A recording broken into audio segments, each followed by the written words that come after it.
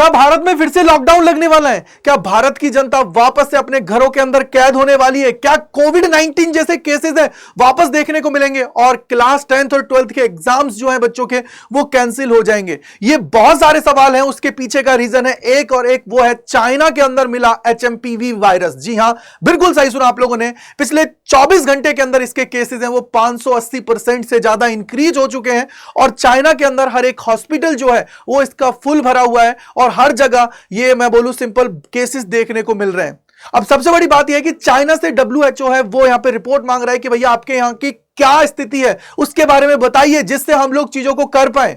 और भारत के अंदर इसके 9 केसेस मिल चुके हैं। जी हां, बिल्कुल सही सुना आप लोगों ने। तो जान लेते हैं कि HMPV वायरस है क्या है, किस तरीके से इसका इंपैक्ट हमारे यहां देखने को मिल सकता है, क्या हम लोग इससे सुरक्षित है या नहीं है, या कौन इससे इसका इफेक्ट सबसे ज्यादा पड़ने वाला है किसके ऊपर। तो चलिए जानने की कोशिश करते हैं। अगर HMPV वायरस की बात करते हैं तो ये हमारा ह्यूमन मेटान्यूमो वायरस आप सभी का है, अगर इसकी हम लोग सिंपल बात करें तो। और इंडिया के अंदर अभी तक इसके 9 केसेस मिल चुके हैं। 8 जनवरी तक मुंबई के अंदर अभी 6 महीने की बच्ची मिली है। यानी कि बेसिकली अगर इस वायरस का सबसे ज्यादा इंपैक्ट जो देखने को मिल रहा है वो देखने को मिल रहा है बच्चों और बुजुर्गों के ऊपर, या जिनकी इम्यूनिटी बहुत ज्यादा वीक है उन सभी के ऊपर इसका सबसे ज्यादा इफेक्ट देखने को मिल रहा है। अगर हम लोग यहां पे बात करें कि सर क्या ये बहुत पुराना है, तो यहां पे हमारे जो स्वास्थ्य मंत्री जी हैं उन्होंने भी अपना इंटरव्यू दिया, उन्होंने भी वहां पे बताया। साथ ही साथ बहुत सारे साइंटिस्ट हैं, उसके अलावा बहुत सारे डॉक्टर्स हैं, वो बोल रहे हैं कि ये कोई नया वायरस नहीं है, ये ऑलरेडी 2001 के अंदर देखा गया था। यानी कि आज से लगभग 23 साल पहले की बात है।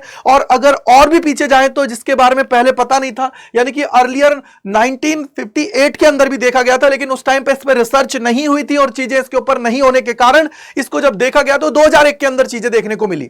अब यहां पे अगर मैं बात करूं कि सर सिम्टम्स क्या है, किस तरीके से सारी चीजें इसकी हो रही हैं, तो सबसे ज्यादा जो यहां पे सिम्टम्स देखने को मिल रहे हैं, अगर 3 से 5 दिन तक उन जिसको भी ये हो रहा है उसको खांसी रहती है, नाक बहना, गले में खराश, घबराहट और बुखार उसका है। अब अगर इसके संक्रमित जो व्यक्ति है उसके संपर्क में अगर कोई आ जाता है तो उस केस में उस पर भी ये सारी चीजें होने लग जाएंगी।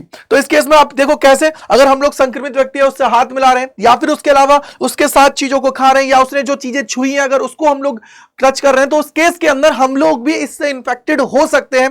ये थोड़ा सा आपको ध्यान रखना है। तो इसके अलावा कैसे चीजें होंगी, कैसे क्या इसका पॉसिबल है, तो बेटा अभी तक इसकी कोई वैक्सीन तो नहीं आई है, लेकिन हम लोग सिर्फ और सिर्फ जैसे हमने कोविड-19 के अंदर चीजें की थी कि हमने मास्क लगाया था, हैंड वॉश किए थे और थोड़ी सी डिस्टेंसिंग मेंटेन की थी, तो वो सारी चीजें अब आप लोगों को करना स्टार्ट कर देना है जिससे आप लोग सुरक्षित रहें, इससे और कोई भी प्रॉब्लम आप सभी को ना हो। इसके अलावा अगर हम लोग बात करें कि कौन सा सबसे ज्यादा रिस्की जोन के अंदर है, तो वो छोटे बच्चे, साथ ही साथ बुजुर्ग व्यक्ति और जिनकी इम्यूनिटी वीक है उनके ऊपर इसका सबसे ज्यादा इंपैक्ट देखने को मिलेगा।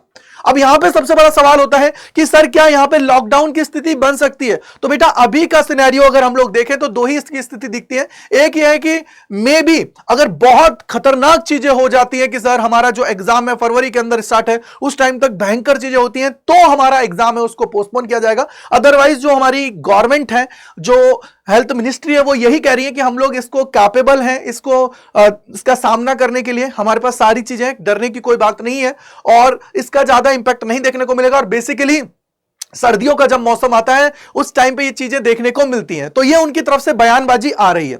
अब सबसे बड़ी बात है कि सर अब आपको अगर मैं एक और चीज बोलना चाहूं वो ये है कि देखो जो भी है हमें अपनी एग्जाम है उसकी तैयारी अभी से ही करना है और एग्जाम के लिए प्रिपरेशन करना है, क्योंकि फिर बार बार से में मौका नहीं आएगा और हम लोग ये सोच रहे हैं कि सर हमारे एग्जाम कैंसिल हो जाएंगे, तो ये अभी चीजें नहीं निकल के आ रही। आप कमेंट सेक्शन के अंदर बताइएगा कि क्या आपको लगता है कि सर लॉकडाउन हमारा यहां पे लगेगा या फिर हमारे जो एग्जाम से उनको कैंसिल किया जाएगा, क्योंकि ये बहुत खतरनाक स्थिति हो सकती है मे बी।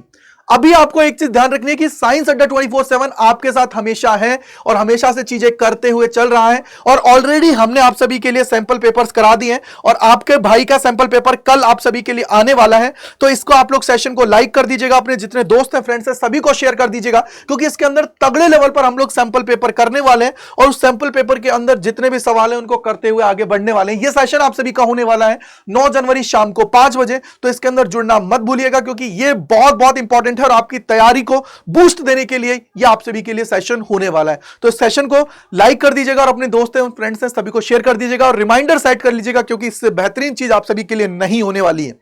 ये याद रख लीजिएगा। इसके अलावा अगर आप लोग हमारे साथ जुड़ना चाहते हो तो विजेता 2.0 बैच के अंदर जुड़ सकते हो यूजिंग द कोड Y485।